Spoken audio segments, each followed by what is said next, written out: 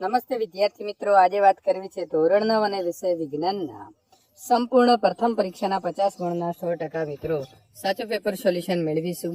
એ પહેલા ચેનલની અંદર પ્રથમ વખત આવ્યા છો તો ચેનલને ખાસ સબસ્ક્રાઇબ કરી તમારા મિત્રો સુધી આ વિડીયોને શેર કરવાનું ભૂલશો નહીં। વિદ્યાર્થી મિત્રો, પ્રથમ સત્રાંત પરીક્ષા જે છે આપણે ઓક્ટોબરમાં લેવામાં આવનાર છે। સમય તમને 2 કલાક રહેશે અને કુલ ગુણ 50ના મોડેલ પેપર આપણે જોવાના છીએ। વિભાગે તમારો 15 ગુણનો રહેશે। નીચે આપેલી સૂચના મુજબ લખવાના રહેશે અને દરેકનો 1 ગુણ મળવા પાત્ર રહેશે। પહેલો પ્રશ્ન છે એમસીક્યુ પ્રકારના 4 પ્રશ્નો હશે। નીચેનામાંથી સૂકા બરફનું અણુસૂત્ર શું છે? તો આવશે CO2S। એટલે વિદ્યાર્થી મિત્રો અહીં સાચો જવાબ આપણો થાય છે સી। પ્રશ્ન નંબર 2, કોષની કઈ અંગિકા પ્રોટીન સંશ્લેષણમાં અગત્યનો ભાગ ભજવે છે? તો અહીં આવશે રિબોઝોમ। જો એક છોકરો ચકડોળ મેરીગો રાઉન્ડ પર બેસીને 10 મીટર સેકન્ડ મિત્રો -1 કાચ જેટલી અચળ ઝડપે ગતિ કરી રહ્યો છે તો તે છોકરો પ્રવેગિત ગતિ જે છે તે કરતો હશે। પ્રશ્ન નંબર 4, નીચેનામાંથી પ્રોટીનનો સ્ત્રોત કયો છે? તો આવશે મગ। નીચેનામાંથી ખરા ખોટા જણાવવાના રહેશે। 3 પૂછાશે અને 3 ગુણ મળવા પાત્ર છે। સામાન્ય રીતે ઘન પદાર્થની સરખામણીમાં પ્રવાહી પદાર્થોની ઘનતા વધુ હોય છે તો ખોટું। કલેલ દ્રાવણના કણો ફિલ્ટર પેપરમાંથી પસાર થઈ શકે છે તો ખોટું। સ્થળાંતર માટે તે શૂન્ય હોઈ શકે નહીં, તે પણ ખોટું છે। ખાલી જગ્યા પૂરવાની છે। બરફ પાણી પર તરે છે કારણ કે બરફની ઘનતા પાણી કરતાં વધુ છે। પ્રવાહી પદાર્થના પ્રવાહી માધ્યમમાં બનેલા કલેલ સ્વરૂપને ઇમોશનલ કહે છે।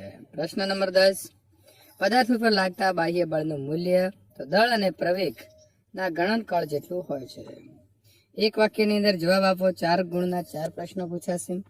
ગરમ તથા સૂકા દિવસોની અંદર કુલર વધુ જે છે તે ઠંડક આપે છે, શા માટે? તો ગરમ તેમજ સૂકા દિવસોમાં બાષ્પીભવનનો વેગ વધુ હોવાથી આ દિવસોમાં કુલર વધુ ઠંડક આપે છે। પ્રશ્ન નંબર 12, વિક્ષેપિત કલા અને વિક્ષેપણ માધ્યમથી ભૌતિક સ્થિતિની આધારે કલેલ દ્રાવણ એટલે કે પ્રણાલીના પ્રકાર કેટલા છે? તો વિક્ષેપિત કલા અને વિક્ષેપણ માધ્યમથી ભૌતિક સ્થિતિના આધારે કલેલ દ્રાવણને 8 પ્રકાર છે। પ્રશ્ન નંબર 13, પ્રવેગી ગતિ કરતા પદાર્થો ઉપર લાગતા બળો સંતુલિત બળો હશે કે અસંતુલિત બળ હશે? તો જવાબ આવશે અસંતુલિત બળ હશે। પ્રશ્ન નંબર 14, પાક સુધારણા માટે ઐચ્છિક કૃષિકીય વૈજ્ઞાનિક લાક્ષણિકતાઓ કઈ છે? તો પાક સુધારણા માટે ઘાસચારાને પાક માટે લાંબી અને વધુ શાખાઓનું, જ્યારે અનાજની વાત આવે તો અનાજ માટે વામન છોડ, ઐચ્છિક કૃષિકીય વૈજ્ઞાનિક લાક્ષણિકતા। જોડકા જોડવાના છે તો ઉર્જાઘર, તો ઉર્જાઘરની અંદર સાચો જવાબ આવશે સી, કણાભ સૂત્ર। પરિકીંજીએ તો સાચો જવાબ આવશે જીવરસ। ત્યારબાદ મિત્રો આગળ વાત કરીશું વિભાગ બી।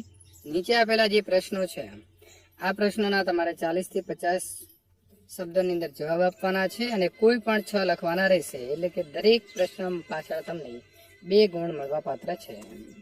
કારણ આપવાનું છે કે ગરમ ખોરાકની સોડમ એટલે કે વાસ થોડા મીટર સુધી પણ આવે છે, જ્યારે ઠંડા થઈ ગયેલા ખોરાકની સોડમ લેવા માટે વધુ નજીક જવું પડે છે।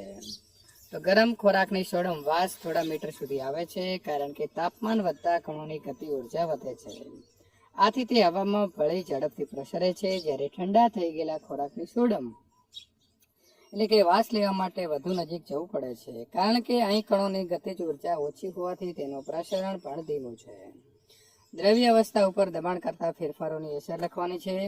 તો નિયત તાપમાને દ્રવ્ય અવસ્થા ખાસ કરીને વાયુ અવસ્થા ઉપર દબાણ વધારવામાં આવે તો વાયુના ઘટક કણો એકબીજાથી વધુ નજીક આવવા પ્રયત્ન કરશે। દબાણ વધારતા વાયુનું પ્રવાહી અને અંતે ઘનમાં રૂપાંતર થઈ જાય છે। તો આપણે પિસ્ટલ સિલિન્ડર નળાકાર જોયા છે, તો એની અંદર તમે તેની વિદ્યાર્થી મિત્રો આકૃતિ જોઈ શકો છો। તફાવત આપો ભૌતિક અને રાસાયણિક ફેરફારો। તો આપણે જોઈએ કે ભૌતિક ફેરફાર તો એ ફેરફાર દરમિયાન માત્ર પદાર્થની ભૌતિક અવસ્થા બદલાતી હોય છે। રાસાયણિક ફેરફારમાં રાસાયણિક સંગઠન એટલે કે બંધારણ બદલાતું હોય છે, તેને આપણે રાસાયણિક ફેરફાર કહીશું। ભૌતિક ફેરફારમાં ગુણધર્મના આધારે થાય છે। આ ફેરફાર કાયમી હોતો નથી। આ ફેરફારમાં મૂળભૂત પદાર્થ સાદી ભૌતિક ક્રિયાથી અથવા તો પ્રક્રિયાને ઉલટાવીને પાછો મેળવી શકાય છે। રાસાયણિક ફેરફાર જે છે તે ભૌતિક તેમજ રાસાયણિક ગુણધર્મોને આધારે થાય છે। આ ફેરફાર કાયમી છે। આ ફેરફારમાં મૂળભૂત પદાર્થ સાદી ભૌતિક ક્રિયાથી અને અથવા તો પ્રક્રિયા ઉલટાવીને પાછો મેળવી શકાતો નથી. એટીપી ઉર્જાનું ચલણ છે. વૈજ્ઞાનિક સમજૂતી આપો તો જીવનની વિવિધ રાસાયણિક પ્રવૃત્તિઓ માટે ઉર્જાની જરૂરિયાત રહે છે. તે ઉર્જા મેળવવા માટે એટીપી એટલે કે એડિનોસાઇન ટ્રાયફોસ્ફેટ કણાભસૂત્રમાંથી થતી પ્રક્રિયાઓ દ્વારા મુક્ત કરવામાં આવે છે. આથી આ કણાભસૂત્રને કોષના પાવર હાઉસ અથવા તો ઉર્જા ઘર તરીકે ઓળખવામાં આવે છે. કોણે કોષોની શોધ કરી હતી ને કેવી રીતે? તો રોબર્ટ હુકે કોષોને શોધ કરી હતી. તેમણે જાતે તૈયાર કરેલા સૂક્ષ્મ દર્શક યંત્રમાં ઓક વૃક્ષની છાલની પાતળી ચીરીઓનું અવલોકન કર્યું.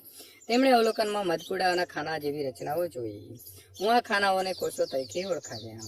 એક ટ્રેન રેલવે સ્ટેશનની ગતિના પ્રારંભ કરે છે અને અચળ પ્રવેગની ગતિથી 10 મિનિટમાં 40 કિલોમીટર પ્રતિ અવરની ઝડપ પ્રાપ્ત કરે છે. તો તેનો પ્રવેગ શોધવાનો છે. તો વિદ્યાર્થી મિત્રો તમારે અહીં સૂત્ર મૂકીને પ્રારંભિક ઝડપ, અંતિમ ઝડપ જે છે અને તેનો પ્રવેગનું સૂત્ર મૂકીને શોધશો તો સાચો જવાબ આપણે આવી રીતે મળી ગયો છે. વૈજ્ઞાનિક કારણ આપો. સ્કેટિંગ કરવાના બૂટ પહેરીને ચાલી કે દોડી શકાતું નથી. તો પગ અને જમીન વચ્ચે ઘર્ષણ બળના કારણે જ પાણી માત્ર ચાલી કે દોડી શકે છે, પણ સ્કેટિંગ કરવાના બૂટ પહેરવાથી પગ અને જમીન વચ્ચેનું ઘર્ષણ બળ નહિવત થાય છે. પરિણામે રસ્તા ઉપર ચાલતા કે દોડતી વખતે લપસી પડવાનો ભય રહે છે. દરિયાઈ મત્સ્ય ઉછેર વિશે જાણકારી આપો. તો ભારતમાં દરિયાઈ મત્સ્ય સ્ત્રોત માટે પૂરતો અવકાશ છે. આપણા દરિયાઈ મત્સ્ય સ્ત્રોત જે છે તેના માટે 7,500 કિલોમીટર લાંબો દરિયા કિનારો અને ખૂબ ઊંડો દરિયા કિનારો છે. અરબ સાગર, બંગાળાની ખાડી, ખંભાતનો અખાત વગેરે દરિયાઈ મત્સ્ય મેળવવા માટે મહત્વનો આપણને અહીં સ્ત્રોત જે છે તે આપણા દેશને પૂરો પડ્યો છે.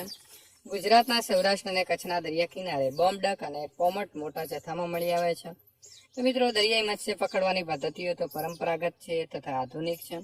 આર્થિક મહત્વ ધરાવતી માછલીઓની વાત કરીએ તો મીન પક્ષ યુક્ત જે છે એમાં આવશે મોલેટ, ભેટકી, પરલસ્ફોટ.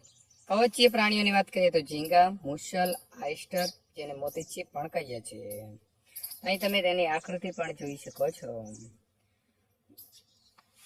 દરિયાઈ નીંદણ સાથે સમુદ્રમાં ચોક્કસ પસંદ કરાયેલા વિસ્તારમાં આર્થિક મહત્વ ધરાવતી સમુદ્રી માછલીઓનું સંવર્ધન કરવામાં આવે છે. મોતીઓ પ્રાપ્ત કરવા માટે મોતીચીપ એટલે કે આઈસ્ટરનું સંવર્ધન કરવામાં આવે છે. દરિયાઈ મત્સ્યના અમર્યાદિત ઉપયોગના કારણે ભવિષ્યમાં દરિયાઈ મત્સ્ય ભંડાર ઓછો થતો જવાની સ્થિતિની અંદર દરિયાઈ મત્સ્ય સંવર્ધન પ્રણાલી દ્વારા તેની પૂર્તિ કરવી હોય તો થઈ શકશે. વૈજ્ઞાનિક કારણ આપો. તો અહીં આપણે જોઈશું મરઘા પાલનની ખૂબ જ કાળજી રાખવી પડે છે. તો મરઘા પાલનમાં આહાર, રહેઠાણ અને રોગોના નિયંત્રણ પર વિશેષ કાળજી રાખવી પડે છે. મરઘાને મોકળાશવાળી જગ્યા જોઈએ છે. મરઘાને પ્રોટીન સભર ખોરાક જોઈએ છે. મરઘાને બેક્ટેરિયા, વાયરસ, ફૂગ અને પરોપજીવીનો જેવી રોગ પણ થઈ શકે છે. મરઘાને પોષણની ખામીથી ત્રુટિજન્ય રોગો થાય છે. તેથી મરઘા પાલન જો કરવું હોય તો તમારે ખૂબ કાળજી લેવી પડે છે. વિભાગ સી, નીચે આપેલા પ્રશ્નોના જવાબ તમારે 60 થી 80 શબ્દોમાં મુદ્દાસર સમજૂતી સાથે લખવાના રહેશે. દરેકના 3 ગુણ પ્રમાણે વિભાગ સી 15 ગુણનો રહેશે અને કોઈ પણ 5 તમને મનગમતા પ્રશ્નોના જવાબ તમે આપી શકો છો. દ્રવણની અવસ્થાઓ શા માટે ઉદ્ભવે છે? દ્રવ્ય અવસ્થામાં પ્રકાર જણાવી દરેક અવસ્થાના 3 ઉદાહરણ આપો. તો દ્રવ્યના કણોની લાક્ષણિકતા અને આંતરાણવીય આકર્ષણ બળની પ્રબળતા જુદી જુદી હોવાના લીધે દ્રવ્યની અવસ્થાઓ ઉદ્ભવે છે. દ્રવ્યની 3 અવસ્થા છે: ઘન, પ્રવાહી અને વાયુ. ઘન અવસ્થામાં આવશે ત્રાંબુ, લોખંડ અને બરફ. પ્રવાહી અવસ્થામાં આવશે પાણી, પેટ્રોલ, આલ્કોહોલ. વાયુમાં આવશે હવા, નાઇટ્રોજન અને ઓક્સિજન.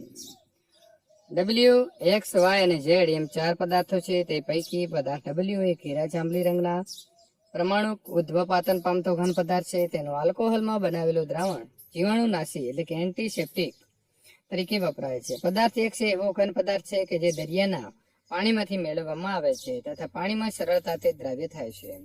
જ્યારે પદાર્થનો સફેદ ઘન પાણીમાં અદ્રાવ્ય પદાર્થ છે જે કપડાં રાખવા માટેના કબાટના ભેજને કારણે આવતી દુર્ગંધ રોકવા માટે વપરાય છે. પદાર્થ પણ સફેદ ઘન ઉદ્ધવપાતન પામતો પદાર્થ છે જે શું કામ? કોષમાં વપરાય છે. હવે આપણે જવાબમાં મેળવીશું W, X, Y અને Z ના પદાર્થનું નામ આપો. તો W છે તે વિદ્યાર્થી મિત્રો iodine, X sodium chloride, Y છે તે નેફ્થેલિન અને Z એ નવસાર એટલે કે એમોનિયમ ક્લોરાઇડ છે. આ પદાર્થો પૈકી કયા કયા પદાર્થો ઉદ્ધવપાતન છે? તો આયોડીન, નેથેલિન અને નવસાર. કયો પદાર્થ કાર્બનિક છે? તો કાર્બનિક પદાર્થમાં આવશે નેક્સેલિન. નીચેના પૈકી કયા ફેરફારો રાસાયણિક ફેરફારો છે? તો મિત્રો અહીં આપણે જવાબ આપી દીધો છે કે છોડની વૃદ્ધિ, ખોરાકનું રાંધવું, લોખંડનું કટાવવું, ખોરાકમાં પાચન અને મીણબત્તીનું સળગવું, આટલા ફેરફારોને આપણે રાસાયણિક ફેરફારો કહીશું. ધાતુ તત્વોના ગુણધર્મો. તો ગુણધર્મો વિદ્યાર્થી મિત્રો આપણે મોટા પ્રશ્નોની ચર્ચા અહીં નહીં કરીએ, તો અહીંથી જોઈ અને તમે મેળવી શકો છો. ટૂંકી માહિતી આપો તો આદિકોષ, કેન્દ્રીકોષ, તેનો પણ સંપૂર્ણ જવાબ તમે અહીંથી મેળવી શકો છો. સ્થિર અવસ્થામાં રહેલા એક ટ્રક પર કોઈ ટેકરી ઉપરથી નીચે તરફ અચળ પ્રવેગથી ગતિની શરૂઆત કરે છે. તે 20 સેકન્ડમાં 400 મીટર અંતર કાપે છે. તેના પ્રવેગ શોધો. જો તેનું દળ 7 ટન હોય તો તેના ઉપર લાગતું બળ શોધો. તો 1 ટન બરાબર અહીં તમારે 1000 કિલો લેવાના છે અને તેનું બળ આપણને 14,000 ન્યૂટન મળે છે. તેનો સંપૂર્ણ તમારે આ પ્રકારે જવાબ મેળવવાનો રહેશે. ખોરાકના મુખ્ય પોષક ઘટકોના નામ આપી તે કયા ખોરાકમાંથી પ્રાપ્ત થાય છે તે તમારે લખવાનું છે. કાર્બોદિત છે તો ઘઉં, ચોખા, મકાઈ, જુવાર, બાજરી જેવા ધાન્ય. પ્રોટીન તો ચણા, વટાણા, અડદ, મગ, તુવેર, મઠ, વાલ, મસૂર જેવા કઠોળ. આવશ્યક તેલ સોયાબીન, મગફળી, તલ, એરંડા એટલે કે દિવેલ, રાઈ, સરસવ, અળસી, સૂર્યમુખી જેવા તેલ બીજ અને તેલબિયા. તો અહીં આપણે સંપૂર્ણ એમના ચિત્રો પણ આપી દીધા છે. વિભાગ ડી ની વાત આવે એટલે વાત કરીશું કે 90 થી 120 શબ્દમાં મુદ્દાસર સવિસ્તાર જવાબ લખવાના છે અને દરેકના 4 ગુણ મળવા પાત્ર રહેશે. એટલે કે તમારે અહીં 2 પ્રશ્ન મનગમતા તમે લખી શકશો. પથ લંબાઈ અંતર હંમેશા ધન જ હોય છે, જ્યારે સ્થળાંતર ધન, ઋણ અથવા શૂન્ય હોઈ શકે છે. આ વિધાનનું એક યોગ્ય ઉદાહરણ લઈ અને તમારે સમજૂતી આપવાની છે. તો વિદ્યાર્થી મિત્રો આપણે સંપૂર્ણ અહીં જો આકૃતિ સાથે સવિસ્તાર રૂપે જવાબ આપેલો છે, તો તમે અહીંથી જવાબ મેળવી અને જવાબ લખી શકો છો. આપણે તેની ગણતરી પણ કેવી રીતે કરવાની છે, તેના સૂત્રો, એનો પણ અભ્યાસ કરવા માટે અહીં તમને જવાબ સંપૂર્ણ સમજૂતી સાથે આપેલો છે. તો કયા કારણોમાં હોઈ શકે છે તેની આપણે પણ અહીં નોંધ પણ રાખી છે. ત્યારબાદ આગળ વાત કરીશું કયા કયા કારકો, પરિબળો માટે જાત સુધારણા કરવામાં આવે છે સમજાવો. તો જે સુધારણા કરવામાં આવે છે તો એની પણ સમજૂતી વિદ્યાર્થી મિત્રો તમે અહીંથી વધુ ઉત્પાદન, ગુણવત્તામાં સુધારણા, જૈવિક અને જૈવિક પ્રતિરોધકતા, પરિપક્વન સમયમાં ફેરફાર, વ્યાપક અનુકૂળતા અને ઇચ્છિત કૃષિકીય લાક્ષણિકતાઓ મેળવીને લખી શકો છો. તો આ પ્રકારના સોલ્યુશન મેળવવા માટે ચેનલને ખાસ સબસ્ક્રાઇબ કરી તમારા મિત્રો સુધી આ વિડીયોને શેર કરવાનું ભૂલશો નહીં.